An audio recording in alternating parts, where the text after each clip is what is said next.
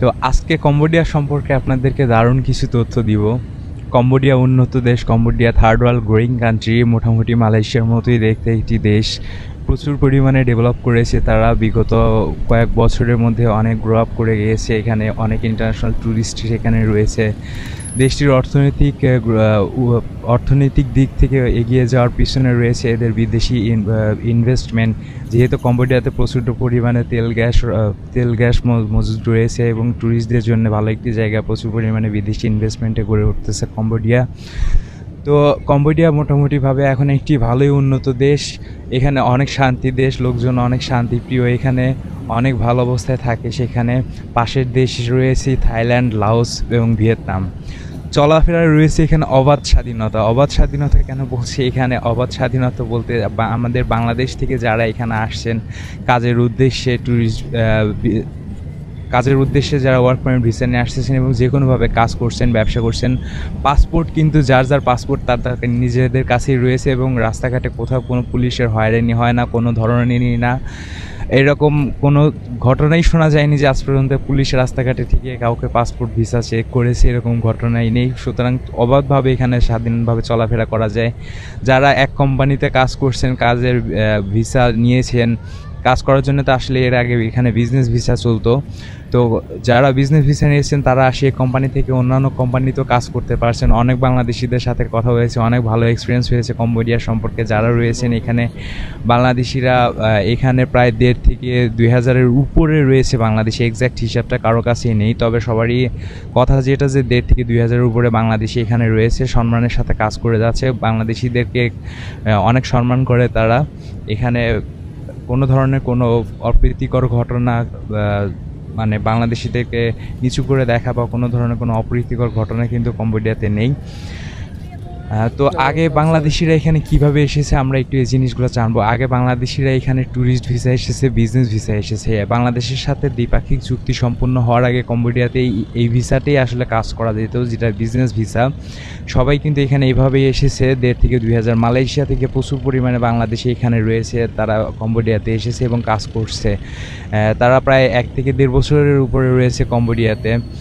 তো বাংলাদেশিরা কি কাজ করছে এখানে? বাংলাদেশিরা আসলে বিভিন্ন ক্ষেত্রে কাজ করছে, যেমন কনস্ট্রাকশনে, আপনার হোটেলে নেই, রেস্টুরেন্টে কাজ করছে। হোটেলে কিন্তু বাংলাদেশ থেকে যেরকমভাবে এখন বিজ্ঞাপন দেওয়া হচ্ছে যে 5 স্টার হোটেলের লোক নিয়োগ, সেই ধরনের কোনো কাজ এ ধরনের কিন্তু নেই। বাংলাদেশিরা আসলে এখানে রেস্টুরেন্টে কাজ করে, বার এবং রেস্টুরেন্টে, ছোটো ছোটো বার এবং রেস্টুরেন্টগুলোতে বাংলাদেশিরা কাজ করে এবং মোটামুটি ভালো একটু উপার্জন করে।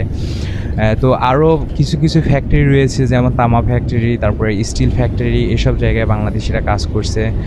তো গার্মেন্টস ফ্যাক্টরিতে প্রচুর পরিমাণে লোক বাংলাদেশ থেকে এখন আসছে, যেহেতু বাংলাদেশের সাথে দ্বিপাক্ষিক চুক্তি সম্পন্ন হওয়ার পরে আমি আপনাদেরকে দেখিয়েছি বাংলাদেশ থেকে গার্মেন্টসে অনেক লোক এখানে এসেছেন, কাজ করছেন। এখন প্রশ্ন হচ্ছে যে কত টাকা উপার্জন করছেন বাংলাদেশের এখানে। বাংলাদেশিরা এর আগে যারা এখানে এসেছেন তারা মোটামুটি সবাই প্রায় $400 থেকে $600 মতো উপার্জন করেন। বাংলাদেশি টাকায় আসছে সেটা 35 থেকে 55,000 টাকা পর্যন্ত। থাকার জায়গাটা সব কোম্পানি ফ্রিতে দেয়, খাবার জায়গাটাও কোনো কোনো কোম্পানি ফ্রিতে দিচ্ছে। তো সেখানে খাবার জন্যে যদি বাংলাদেশিরা যারা খাওয়া দাওয়া করছে নিজেদের খরচে, তাদের জন্য কিন্তু $50 থেকে $60 বেশি খরচ হচ্ছে না। 4,500 থেকে 5,500 টাকায় কিন্তু ভালো মানের খাওয়া দাওয়া এখানে করা সম্ভব। নিজেদেরকে রান্না করে খেতে হয়, যেহেতু কম্বোডিয়ান খাবারের সাথে কেউ অভ্যস্ত না। আগে যেরকম ই ভিসা নিয়ে, বিজনেস ভিসা নিয়ে কম্বোডিয়াতে এসেছেন, এখন কিন্তু ই ভিসা নিয়ে বাংলাদেশ এয়ারপোর্ট থেকে আপনাকে আসতে দেওয়া হবে না। এই এয়ারপোর্টে কম্বোডিয়া ইমিগ্রেশনে আপনি বার হতে পারবেন না। যদি আপনি রিয়েল ট্যুরিস্ট হয়ে থাকেন তাহলে ই ভিসা নিয়ে আসতে পারবেন। যদি আপনি বিভিন্ন দেশে ভ্রমণ করে থাকেন তাহলে কিন্তু কম্বোডিয়াতে আসতে পারবেন। সুতরাং বাংলাদেশ থেকে যদি এখন কেউ কাজের উদ্দেশ্যে আসেন, সরাসরি ওয়ার্ক পারমিট ভিসা করে আসবেন। বাংলাদেশের সাথে দ্বিপাক্ষিক চুক্তি সম্পন্ন হওয়ার পরে প্রচুর পরিমাণে কোম্পানি কিন্তু বাংলাদেশ থেকে লোক নিচ্ছে। হাজারের না নিলেও আমি কিন্তু যারা দেখেছি, যে সকল রিক্রুটিং এজেন্সি বাংলাদেশ থেকে কম্বোডিয়াতে আসছে তাদের সঙ্গে কথা বলেছি, ফ্যাক্টরিগুলো ভিজিট করেছি। তারা প্রায় 150 থেকে 200-300 করে ওয়ার্কারের চাহিদা পত্র বাংলাদেশে পাঠাচ্ছে। বাংলাদেশের রিক্রুটিং এজেন্সিগুলো এসে 200-300 করে চাহিদাপত্র নিয়ে গিয়ে এবং তারা সেগুলাই প্রসেস করছে। মোটামুটি 40-50 জন করে এক একজন কোম্পানিতে চলে এসেছে, অনেকজন করেই। তো এখন আপনারা যদি আসতে চান কম্বোডিয়াতে, অবশ্যই ওয়ার্ক পারমিট ভিসা নিয়ে আসবেন, ওয়ার্ক পারমিট ভিসা নিয়ে আসবেন। এখন কি কি কাজের ওয়ার্ক পারমিট ভিসা পাওয়া যাচ্ছে? হোটেল রেস্টুরেন্টের কাজ করার সুযোগ থাকলেও কিন্তু আপনার হোটেল রেস্টুরেন্টে এখন পর্যন্ত কোনো ওয়ার্ক পারমিট ভিসা আমি হতে দেখিনি, কারণ এটা অন্যান্য সেক্টরের ভিসা আসলে। তো মোটামুটি বর্তমানে যেগুলো চালু আছে, গার্মেন্টসের ভিসায় আপনি কম্বোডিয়াতে আসতে পারবেন এখন, কারণ কম্বোডিয়া থেকে গার্মেন্টস ব্যবসার জন্য কিন্তু কম্বোডিয়া ভালো একটা অবস্থানে আছে এবং ইন্টারন্যাশনাল মার্কেটে তাদের পরিস্থিতি কিন্তু অনেক ভালো পরিমাণের পণ্য তারা এক্সপোর্ট করে থাকে। তো ফ্যাক্টরির কাজে আপনারা আসতে পারেন, এখানে তামা ফ্যাক্টরি আছে, স্টিল ফ্যাক্টরি আছে, এই সকল ফ্যাক্টরির কাজে আপনারা আসতে পারবেন। এবং সবথেকে বড় খবর হচ্ছে যে এটা কনস্ট্রাকশন কাজের জন্য কিন্তু প্রচুর পরিমাণে চাহিদা রয়েছে। কনস্ট্রাকশন কাজের কেন চাহিদা রয়েছে কম্বোডিয়াতে? কম্বোডিয়া গ্রোয়িং কান্ট্রি, যেহেতু থার্ড ওয়ার্ল্ড গ্রোয়িং কান্ট্রি, দিন দিন তারা গ্রো আপ করার কারণে অনেক বড় বড় বিজনেস সেন্টার এখানে হচ্ছে।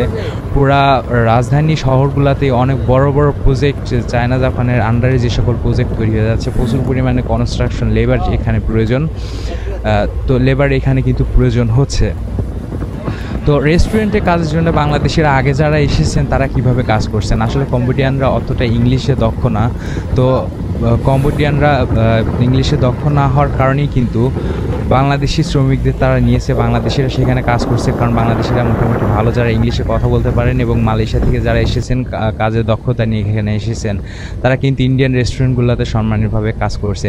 বাংলাদেশি রেস্টুরেন্টও রয়েছে এখানে কম্বোডিয়াতে, আমাদের বাংলাদেশি ভাইরা এসে বড় বড় ব্যবসা প্রতিষ্ঠান করেছেন, তার মধ্যে রেস্টুরেন্টও রয়েছে। তো এখানে ইন্ডিয়ান দোকান রয়েছে।